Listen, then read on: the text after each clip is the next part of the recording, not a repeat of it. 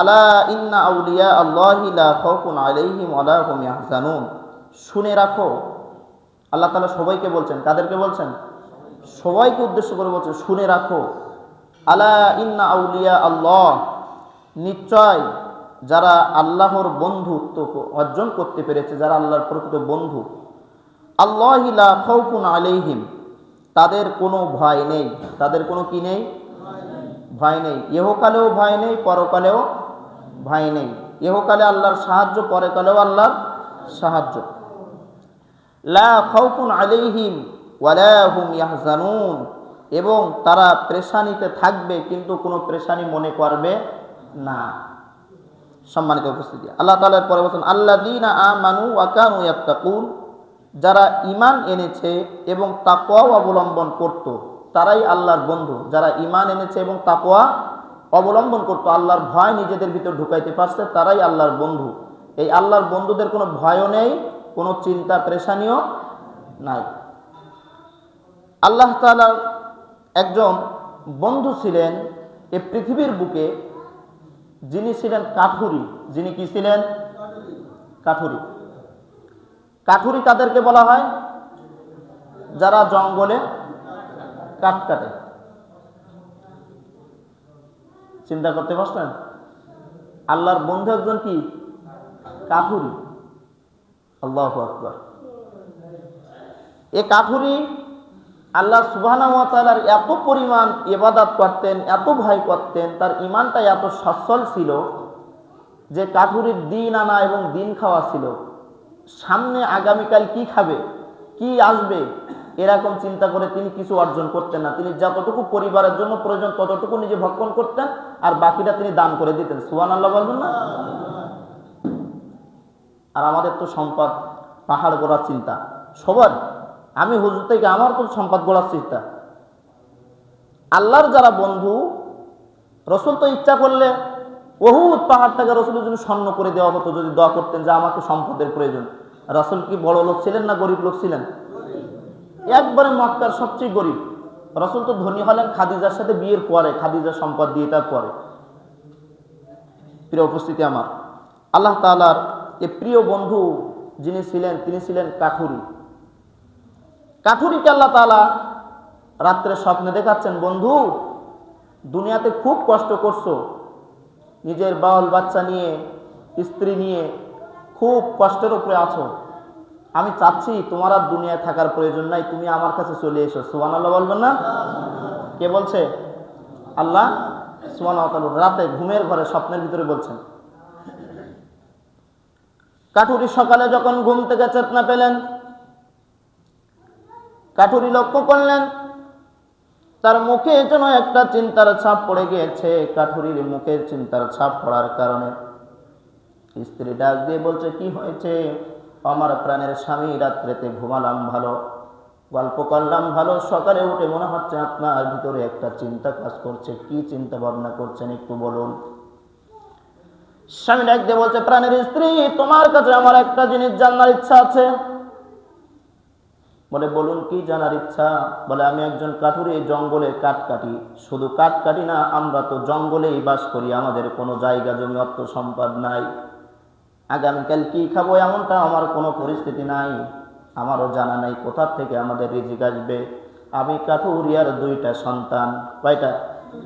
দুইটা সন্তান। তুমি আমার স্ত্রী একটা, তিনজন। আর আমি কাঠুরি, মানে একজনের ইনকামে চারজনের রিজিক। কয়জনের? চারজনের রিজিক অর্জন করতে হয়, কিন্তু আগামীকালকে কি খাবো এটা আমি বলতে পারি না। আমি তো শুধু আল্লাহর ইবাদত করি, আল্লাহ আমাকে খাওয়ায়, আল্লাহ আমাকে পড়ায়, আল্লাহ আমার সব কিছু, এটা আমি বিশ্বাস করি। বিশ্বাস এটা করি তো আমরাও নাকি ইনশাল্লাহ? কাঠুরি ডাক দিয়ে বলছে, প্রাণের স্ত্রী, তোমার কাছে আমার জানতে বড় ইচ্ছা করছে, আমি যদি এখন মারা যাই, আমার তো কাফনের কাপড় কেনার মতো টাকা নাই। আমার প্রাণের স্ত্রী, তুমি কি দিয়ে আমাকে কাফন দেবে একটু বলবে কি আমাকে? স্ত্রী ডাক দিয়ে বলছে, প্রাণের স্বামী, এমন ভাবে কেন বলছেন? বলছে, আমি গত রাত্রেতে ঘুমের ঘরে স্বপ্ন দেখলাম আমি মৃত্যুবরণ করব, আমার মৃত্যুর সময় এসে গিয়েছে। আল্লাহ তাআলা তার বন্ধু হিসেবে আমাকে তার কাছে ডাকতে চাচ্ছে, আমি আর দুনিয়ায় থাকতে চাচ্ছি না। স্ত্রী চোখের পানি ছেড়ে হাউমাউ করে কান্না শুরু করে দিয়েছে সন্তানদের সামনে। আমার প্রাণের স্বামী, আপনি যদি এই মুহূর্তে মারা যান, তাহলে আগামীতে এই পরিবার পরিচালনার কে দায়িত্ব নেবে, কিভাবে আমরা চলবো? কাঠুরিয়া জবাব দিলেন, আল্লাহু খায়রুর রাযিকিন, যদি ওই রিজিকের মালিক আল্লাহ সত্যি করাতে হয়ে থাকে, আমি তোমাদের ওই আল্লাহর হাতে সুপার্দ করে দিয়ে দিলাম।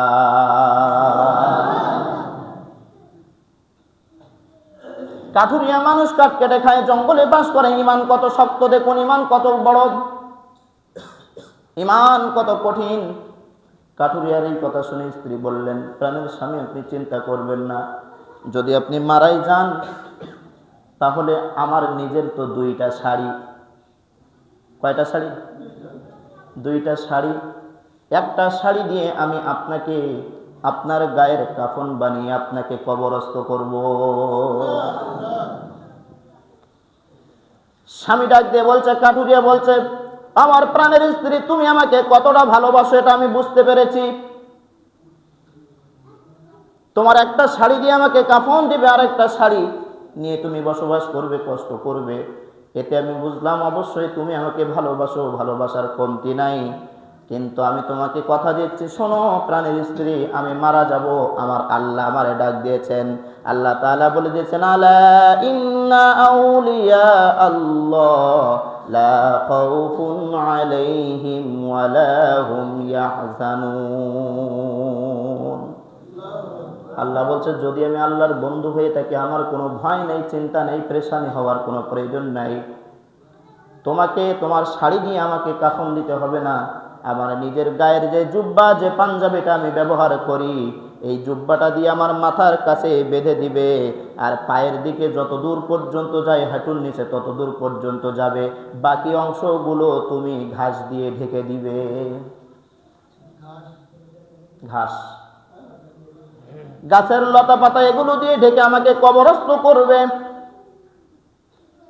প্রাণের স্ত্রী, তবে তোমাকে কথা দিচ্ছি, আমি কিন্তু আজকে রাতেই মারা যাব। কখন মারা যাবে? আজকে রাত্রেই মারা যাব। স্ত্রী ডাক দিয়ে বলছে, প্রাণের স্বামী, আপনি যদি রাতে মারা যান, এই জঙ্গলের ভিতরে আপনার জানাজা কে দেবে? ইমাম কোথায় পাবো? ছোট্ট ছোট্ট নাবালক বাচ্চা, এই ছোট বাচ্চাদেরকে নিয়ে আমি কি করব রাত্রে আপনার লাশ নিয়ে? আপনি না হয় দিনের বেলায় মারা গেলে আমি কিছু করতাম। স্বামী পরামর্শ দিচ্ছে, শোনো রে স্ত্রী, আমি যখন মারা যাব, মারা যাওয়ার পরে তুমি ছোট্ট 2টা বাচ্চা হয়েছো, তো কি হয়েছে, তুমি গ্রামে পাঠিয়ে দিবে, মহল্লায় পাঠিয়ে দিবে। মহল্লা থেকে তারা ওই রাতে যে ইমাম সাহেবকে যখন ডাক দিবে, ইমাম সাহেব তখন লোকজন নিয়ে আসবে, ওই রাত্রেই আমার জানাজা সমাপ্ত করে রাতের আধারেই আমাকে কবরস্থ করবে, রাত্রেই আমাকে দাফন করবে। আর যদি সকালে মারা যায়, ওই দিনের ভিতরেই কবরস্থ করবে, রাখার কোনো প্রয়োজন আমি মনে করি না, রাখার কোনো প্রয়োজন নাই, আমাকে কবরস্থ করে দেওয়ার জন্য ওয়াদা করে যাচ্ছি।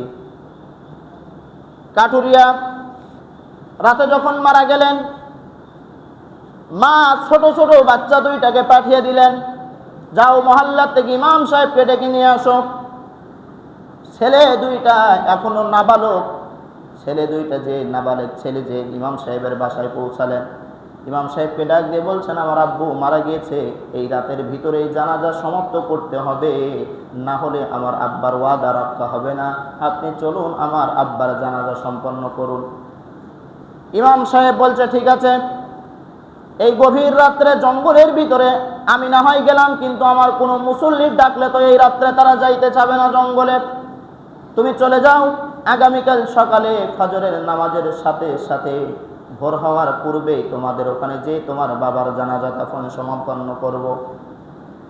বাচ্চা 2টা ফিরে মায়ের কাছে আসলো, মায়ের কাছে ঘটনা বৃত্তান্ত বলল, হুজুর সকালে আসতে চেয়েছেন, রাত্রে মুসল্লিরা আসবে না। মা কি করবে, লাশ নিয়ে সারা রাত অপেক্ষা করলেন। সকালে যখন ভোর হয়ে গেল, ইমাম সাহেব ফজরের নামাজ পড়ে হাতে গোনা মাত্র 13 জন মুসল্লি নিয়ে চলে আসলো। কয়জন? 13 জন মুসল্লি নিয়ে চলে আসলো লাশের কাছে। আসার পর ইমাম সাহেব জিজ্ঞাসা করছে, এই লাশকে তো দাফন দেব, পরিপূর্ণ কাফনের কাপড় তো ব্যবস্থা হয়নি। বলছে আমার স্বামী বলে গিয়েছে বাকিটুকু ঘাস দিয়ে গাছের পাতা দিয়ে যেন তাকে দাফন সম্পন্ন করা হয়, তবে অন্য কোনো কাপড় যেন ব্যবহার করা না হয়।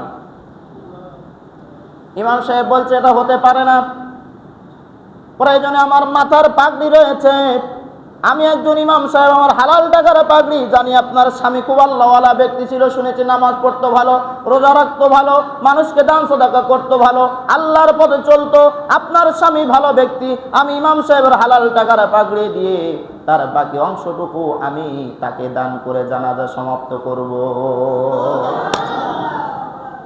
হারামের কিঞ্চিত পরিমাণ তার গায়ে লাগতে দেবে না। তাই করা হলো, ইমাম সাহেবের পাগড়ি দিয়ে বাকি অংশটুকু ঢাকা হলো।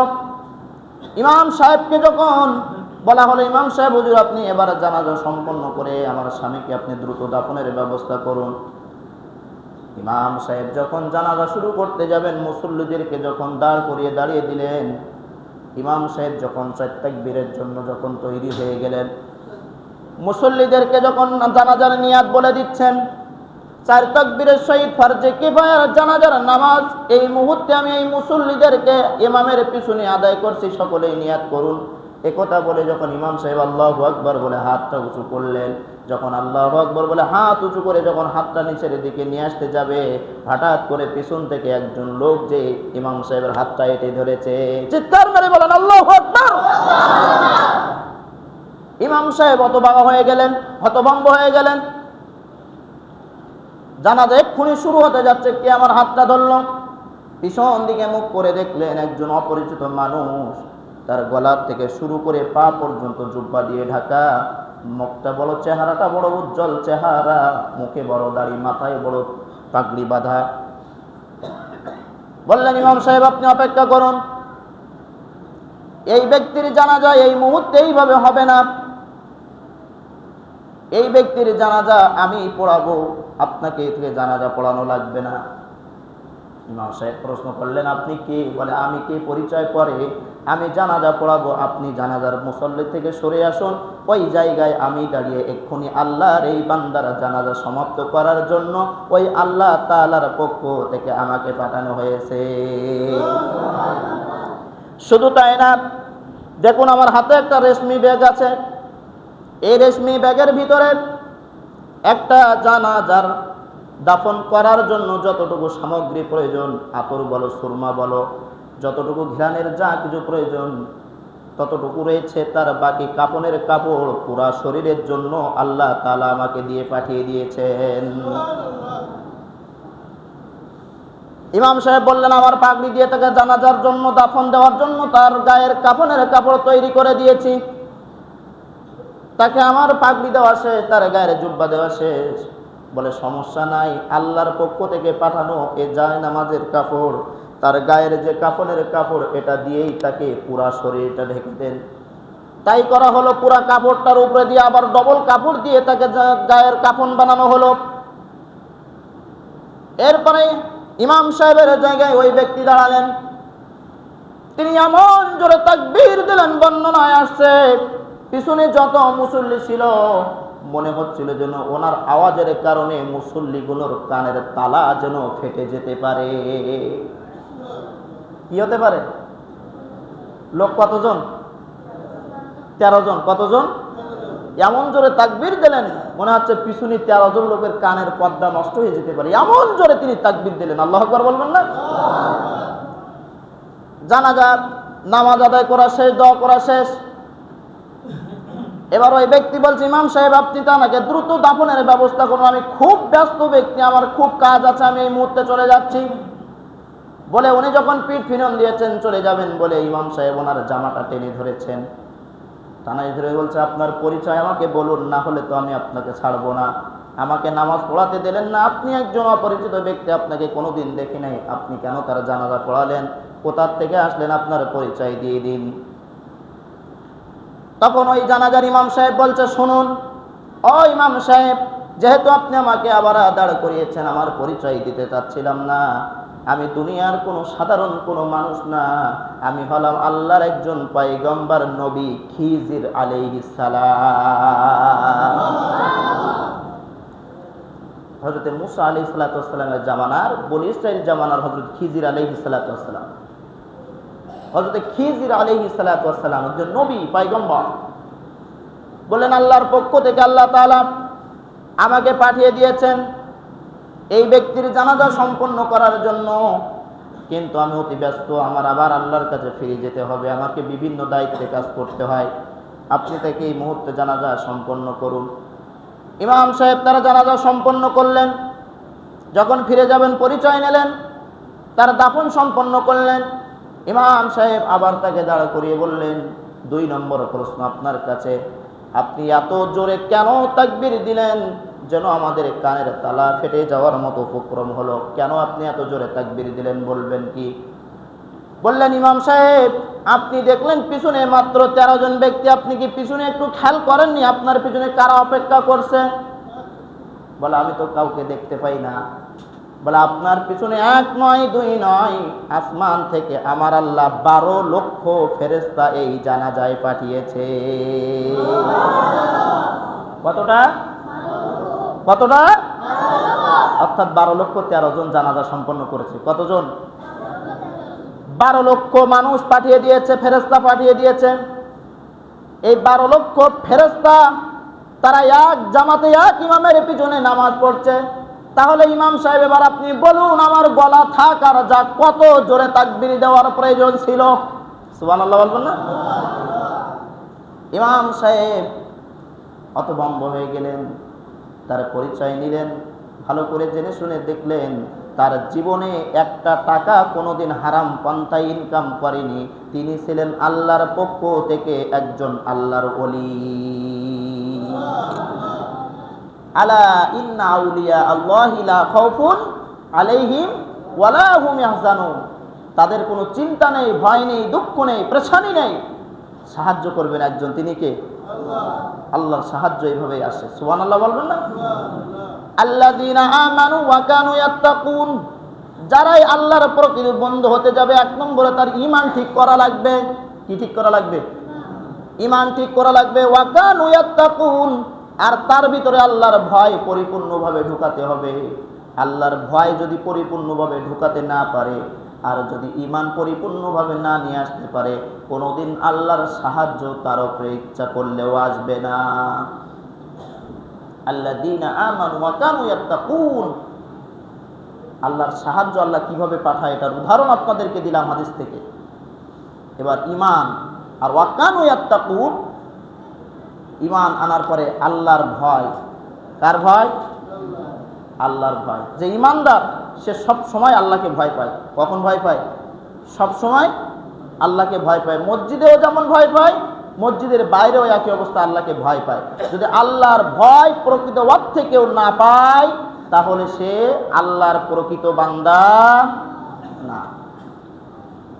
আল্লাহ তাআলার ভয় পাওয়ার কয়েকটা কোয়ালিটি আল্লাহ রাসূল সাল্লাল্লাহু আলাইহি ওয়াসাল্লাম আল্লাহ বলছেন।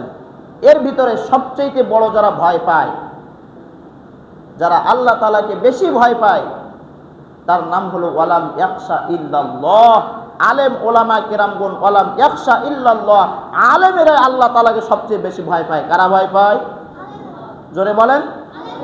আলেমেরা ভয় পায়। এজন্য রাসূল আমার বলছেন, যদি তোমার পক্ষে সম্ভব হয় কোন আলিমান, তুমি আলেম হও। কি হও? জোরে বলেন। আলেম হও। আও মুতাআল্লিমান, যদি তোমার আলেম হওয়া সম্ভব না হয়, তুমি আলেমের ছাত্র হও। আলেমের কি হও? ছাত্র হও। আও মুস্তামিআন, যদি ছাত্র হওয়া সম্ভব না হয়, তাহলে তুমি আলেমের শ্রোতা হও। আলেম যেটা বলে এটা শোনো এবং মানো, তাহলে তুমি ঈমানদার হতে পারবে। সুবহানাল্লাহ বলেন। আও মুহিব্বান, যদি এটাও না পারো, আলেমকে তুমি মহব্বত করো। কি করো? ওয়ালাম ইয়াখশা ইল্লাল্লাহ, এই 4টার ভিতরে যদি নাও থাকতে পারো, ওয়ালা তাকুনিল খামিস, 5 নম্বর ব্যক্তি তুমি হইও না, 5ম ব্যক্তি হইও না। কত নম্বর ব্যক্তি হইও না? 5 নম্বর ব্যক্তি, 5ম ব্যক্তি তুমি হইও না। রাসূল বলছেন তাহলে 1 নম্বরে আলিমান, আলেম হও। কি হও?